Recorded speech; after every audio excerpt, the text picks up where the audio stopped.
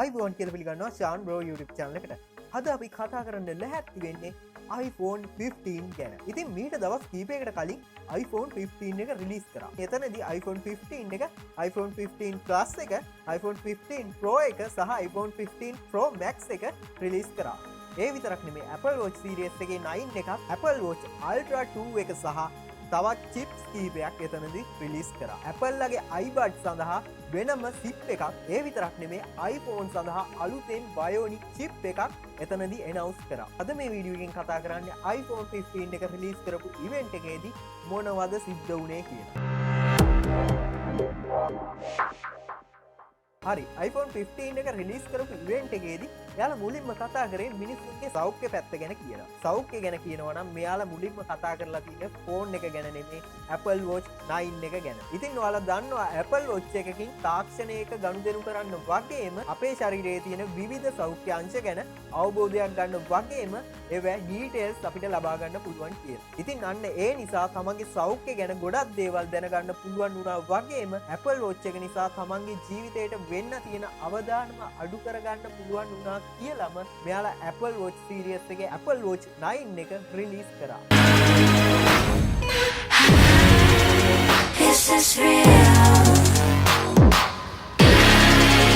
Apple Watch 9 එක ගැන කියනවා නම් කලින් අවුරුදු වල Apple Watch වලට වඩා මේ අවුරුද්දේ Apple Watch එකේදී මෙයාලා සෞඛ්‍ය පැත්තට වැඩි බරක් දීලා තියෙනවා. ඉතින් Apple Watch 9 එක ගැන තවදුරටත් කියනවා නම් Apple Watch සඳහා මෙච්චර කාලයක් රිලීස් වෙච්ච පවර්ෆුල්ම chip එක අඩංගු වෙන්නේ මේ Apple Watch එක. මේ විදිහට රිලීස් වෙන්නේ S9 කියන chip එක. ඉතින් මේ S9 chip එකේදී අපිට බලා ගන්න පුළුවන් වෙනවා CPU එකක් transistor මිලියන 56ක් එක්කම. ඉතින් ඇනිමේෂන් වගේම transistor ස්මූත් කරන්න මේ chip එක ගොඩක් උදව් වෙනවා. ඒ වගේම second generation ultra wide band chip එකක් තියෙනවා. මේක නිසා අපිට හැකියාව ලැබෙනවා අපේ iPhone එක තියෙන තැන හොයාගන්න. ඉතින් smooth animation, ලස්සන effects සහ කලින් අවුරුදු වල Apple Watch වලට වඩා මේ අවුරුද්දේ Apple Watch එකේදී ලොකු battery life එකක් අපිට බලා ගන්න පුළුවන් වෙනවා. ඒ වගේම ඔයා ගාව තියෙන IoT device එක connect කරලා පාවිච්චි කරන්න පුළුවන් හැකියාවක් ලැබෙනවා. Apple Watch 9 එකේදී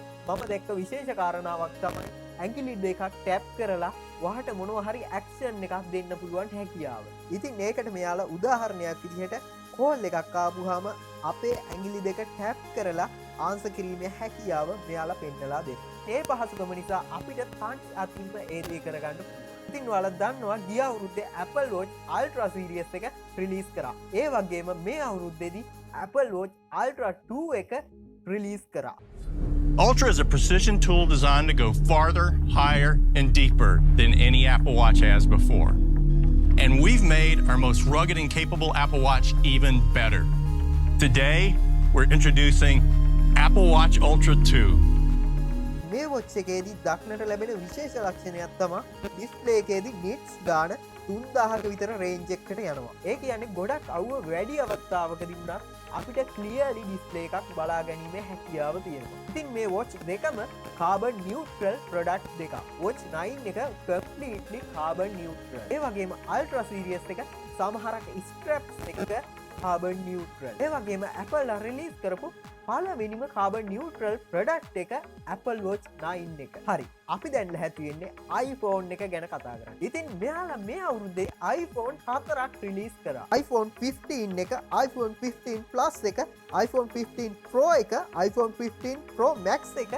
ඉතින් මෙතනදී මෙයාලා රිලීස් කරා. ඉතින් කලින් අවුරුද්දේ වගේම මේ අවුරුද්දේ මේ iPhone 4 මෙයාලා කොටස් දෙකකට බෙදලා තියෙනවා. iPhone 15 එක සහ iPhone 15 Plus එකේදී display size එක විතරයි වෙනස් වෙන්නේ. අනිකුත් දේවල් සමානයි. ඒ වගේම iPhone 15 Pro එක සහ iPhone 15 Pro Max එකේදී ඒකේ display size දෙක විතරයි වෙනස් වෙන්නේ.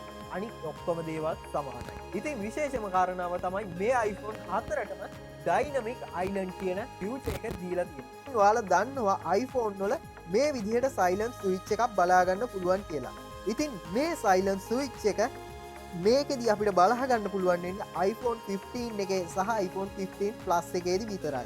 එතකොට iPhone 15 Pro එක සහ iPhone 15 Pro Max එකේදී අපිට බලා ගන්න පුළුවන් වෙන්නේ ස්විච් එක නැතුව බටන් එක. ඒ වගේම මේකෙදී iPhone Pro එකට සහ iPhone Pro Max එකට ටයිටේනියම් කියන මැටීරියල් එක තමයි මෙයාලා පාවිච්චි කරලා තියෙන්නේ. ඉතින් විශේෂම කාරණාව තමයි Apple මේ පාර Apple Lightning එකෙන් බැහැර වෙලා Type C එකට මාරු වෙලා තියෙනවා. ඊට කලින් Apple ලා Type C පාවිච්චි කරේ Apple MacBook එකටයි iPad එකටයි විතරයි. දැන් එයාලා Apple iPhone වලට මේක පාවිච්චි කරලා තියෙනවා. මේ නිසා ගොඩක් ඉක්මනට data transfer කරන්න වගේම අපේ ෆෝන් එක ඉක්මනට charge කර ගැනීමේ හැකියාවක් තියෙනවා. කැමරාව ගත්තොත් iPhone 15 එක සහ iPhone 15 Plus එකට වඩා Pro ෆෝන් දෙකේදී cinematic level එකේ high quality camera setup එකක් බලා ගන්න පුළුවන්. අවසාන වශයෙන් මම කතා කරන්නේ මේ iPhone series එකේ colors ගැන. මේ iPhone series එකේ colors ගැන කතා කරොත් 15 එක සහ 15 Plus එකේදී මේ වර්ණ පහකිනුත් iPhone 15 Pro එක සහ iPhone 15 Pro Max එකේදී මෙන්න මේ වගේ ටයිටේනියම් කලර්ස් හතරකිනුත්